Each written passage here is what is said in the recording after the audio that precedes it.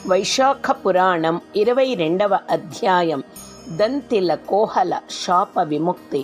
నారద మహర్షి అంబరీష మహారాజునకు వైశాఖమాస మహిమనిట్లు వివరించుచున్నాడు. శృతదేవుని మాటలను విని శృతకీర్తి మహారాజు ఇట్లు అడిగెను: మహాముని, ఇహపర సౌఖ్యములనిచ్చు వైశాఖ మహిమలనెంత విన్నను నాకు తృప్తి కలుగుటలేదు. నెపములేని ధర్మము, శుభకరములకు విష్ణు కథలు, చెవులకింపైన శాస్త్ర శ్రవణము ఎంత విన్నను తృప్తి కలుగదు, ఇంకను వినువలైనని అనిపించును. నేను పూర్వజన్మలో చేసిన పుణ్యము ఫలించుటచే మహాత్ముడవైన నీవు అతిథివై నా ఇంటికి వచ్చితివి. నీవు చెప్పిన ఈ అమృతోపదేశమును విని బ్రహ్మ పదవిని, ముక్తిని నా మనసు కోరుటలేదు. కావున నా యందు దయయుంచి ఇంకను శ్రీహరికి ప్రియములకు దివ్యములకు ధర్మములను వివరింపగోరుచున్నాను అని ప్రార్థించెను. శృతకీర్తి మాటలను విని శృతదేవ మహాముని మిక్కిలి సంతసించి ఇట్లనెను: వైశాఖ ధర్మముల మహిమ వివరించు మరి ఒక కథను చెప్పుదును వినుము. పంపా తీరమున శంఖుడను పేరుగల బ్రాహ్మణుడుండెను. అతడొకప్పుడు బృహస్పతి సింహరాశి ఎందుండగా గోదావరి ప్రాంతమునకు వచ్చెను. అతడు భీమరథి నదిని దాటి ముళ్ళు రాళ్లు గల అడవిలో ప్రయాణము చేయిచు వైశాఖమాసపు ఎండకు బాధితుడై మధ్యాహ్న సమయమున అలసి ఒక వృక్షము నీడిలో కూర్చుండె. అప్పుడొక బోయవాడు వింటిని పట్టుకొని అచ్చటకు వచ్చెను. అతడు దయాహీనుడు, సర్వ ప్రాణులను హింసించువాడు. సూర్యుని వలె ప్రకాశించుచు రత్న కుండలములను ధరించిన శంఖుని పీడించి వాని వద్దనున్న కుండలములను, గొడుగును, పాదుకలను, కమండలమును లాగుకొనెను. తరువాత ఆ బ్రాహ్మణుని పొమ్మని విడిచెను. శంఖుడను అచ్చటి నుండి కదిలెను. ఎండకు కాళ్ళు కాలుచుండగా త్వరగా గడ్డియన్ను ప్రదేశమును నిలుచుచు చెట్ల నీడలయందు వెదికి నిలుచుచు త్వరగా పోవుచు మిక్కిలి బాధపడుచు ప్రయాణమును కొనసాగించెను. అతడు బాధపడుచు వెళ్ళుచుండగా బోయవానికి వాని యందు దయ కలిగెను. వాని పాదుకలను తిరిగి వాని కీయవలెనను ఆలోచన కలిగెను. దొంగతనముచే గ్రహింపబడివైనను శంఖుని పాదుకలు తనవే అని వాని అభిప్రాయము. ఆ కిరాతుడు దయావంతుడై శంఖుని నుండి తాను దొంగలించిన పాదుకలను వానికి తిరిగి ఇచ్చెను. ఇట్లు ఇచ్చుట వలన నాకు కొంత అయినా పుణ్యము కలుగును కదా అని భావించెను. శంఖుడును కిరాతుడిచ్చిన పాదకులను ధరించి మిక్కిలి సంతృప్తిని పొందెను. నీ సుఖీభవ అని వానిని ఆశీర్వదించెను. వీని పుణ్యము పరిపక్వమైనది.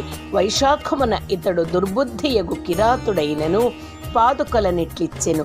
వీనికి శ్రీహరి ప్రసన్నుడనై వైశాఖమున ఇట్టి బుద్ధి కలిగించెనని పలికెను.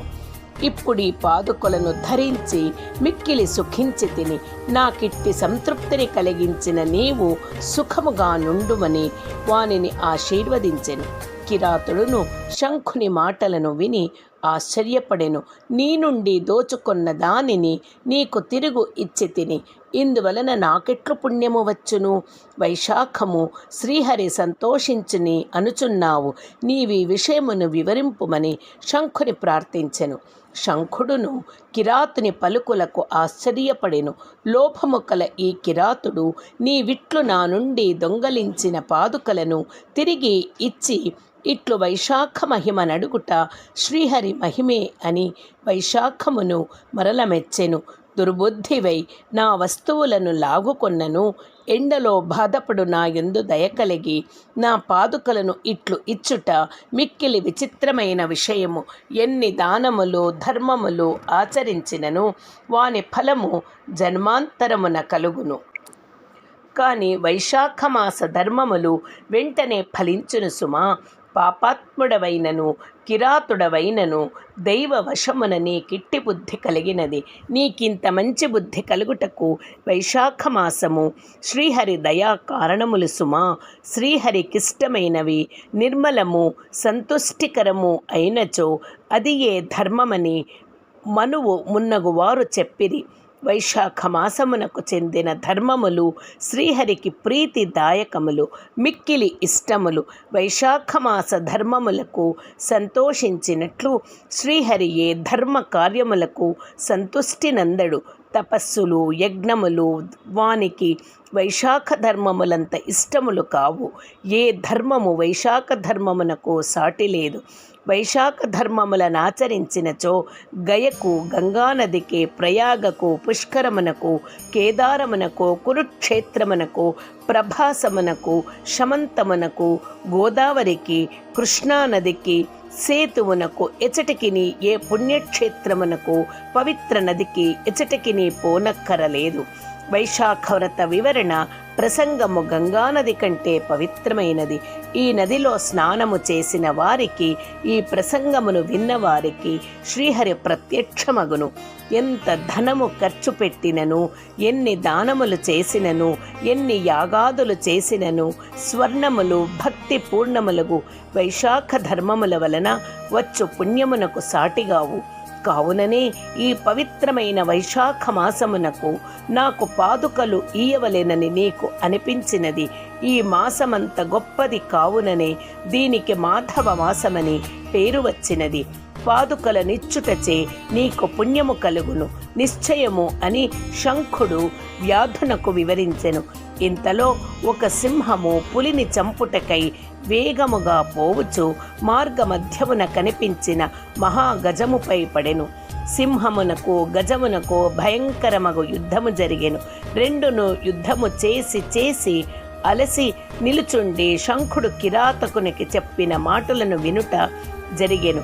వారు వెంటనే వైశాఖ మహిమను వినుట చేతను గజ సింహ రూపములను విడిచి దివ్య రూపములను పొందిరి. వారిని తీసుకొని పోవుటకై దివ్యములైన విమానములు వచ్చినవి. దివ్య రూపమును ధరించిన వారిద్దరును కిరాతునికి వైశాఖ వ్రత మహిమను చెప్పుచున్న శంఖునికి నమస్కరించిరి. కిరాతుడు శంఖుడును ఆశ్చర్యపడి, మీరెవరు, మాకేల నమస్కరించుచున్నారని ప్రశ్నించిరి. గజసింహములుగానున్న మీకి దివ్య రూపములు కలుగుట ఏమి అని ప్రశ్నించిరి. అప్పుడు వారిద్దరును, మేము మతంగ మహర్షి పుత్రులము, దంతిలుడు, కోహలుడు అని మా పేర్లు. అన్ని విద్యలను నేర్చి యవ్వనములోనున్న మా ఇద్దరిని చూచి మా తండ్రియగు మతంగ మహర్షి, నాయనలారా, విష్ణు ప్రియకరమైన వైశాఖ మాసమున చలివేంద్రముల నేర్పరచుడు. జనులకు విసనకర్రలతో అలసట పోవునట్లుగా విసరుడు. మార్గమున నీడనిచ్చు మండపములను ఏర్పాటు చేయుడు. చల్లని నీటిని, అన్నమును బాటసారులకిచ్చి వారి అలసటను పోగొట్టుడు. ప్రాతకాలమున స్నానము చేసి శ్రీహరి పూజింపుడు. శ్రీహరి కథలను వినుడు, చెప్పుడు అని మాకు బహువిధములుగా చెప్పెను. ఆ మాటలను విని మేము కోపగించితిమి. అతడు చెప్పిన ధర్మములను ఆచరింపలేదు. పైగా మా తండ్రి మాటలను తిరస్కరించుచు మాకు తోచినట్లు నిర్లక్ష్యముగా సమాధానములనిచ్చితిమి. ధర్మలాలసుడగు మా తండ్రి మా అవినయమును నిర్లక్ష్యమును కోపించెను. ధర్మ విముఖుడైన పుత్రుని వ్యతిరేకమునకు బలుకు భార్యను, దుష్టులను శిక్షింపని రాజులను వెంటనే విడువవలేను. దాక్షిణ్యము వలన ధన లోభము చేతను పైన చెప్పిన అకార్యములను చేసినచో సూర్యచంద్రులున్నంత కాలము నరకమున ఉందుదురు.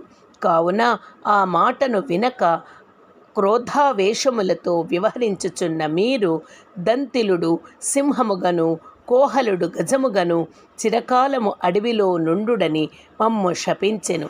పశ్చాత్తాపము పొందిన మేము ప్రార్థింపక జాలిపడిన మా తండ్రి కొంతకాలమునకు మీరిద్దరును ఒకరినొకరు చంపుకొనబోదురు. అప్పుడే మీరిద్దరును కలుసుకుందురు. ఆ సమయమున కిరాతుడు శంఖుడను బ్రాహ్మణునితో వైశాఖ ధర్మములను కూర్చి చర్చించుటకు ఇందురు. దైవికముగా మీరును వారి మాటలను విందురు. అప్పుడు మీకు శాప విముక్తి, ముక్తి కలుగునని శాప విముక్తిని అనుగ్రహించెను. శాప విముక్తిని పొంది నా యొద్దకు వచ్చి వెళ్ళుదురు అనియు మా తండ్రి గారు చెప్పిరి. ఆయన చెప్పినట్లుగానే జరిగినది. కృతజ్ఞులమై నమస్కరించుచున్నామని దంతిల, కోహిలల చెప్పి తమ తండ్రి యొద్దకు విమానములకు ఎక్కి వెళ్ళిపోయిరి. వారి మాటలను విని కిరాతుడు మిక్కిలి విస్మితుడయ్యేను. శంఖుడును కిరాతనుతో, ఓయి వైశాఖ మహిమను ప్రత్యక్షముగా చూచితివి గదా, వైశాఖ మహిమను వినుట వలననే దంతిల కోహలులకు శాప విముక్తి కలిగినవి కదా అని పలికెను. కిరాతనిలో నున్న హింసాబుద్ధి నశించెను. వాని మనస్సు పరిశుద్ధమయ్యెను. అతడు పశ్చాత్తప్తుడై శంఖునకు నమస్కరించి ఇట్లనెను అని శృతదేవుడు శృతకీర్తి మహారాజునకు చెప్పెను. ఈ విషయమును వైశాఖ మహిమను అంబరీషునకు వివరించుచు నారదుడు చెప్పెను.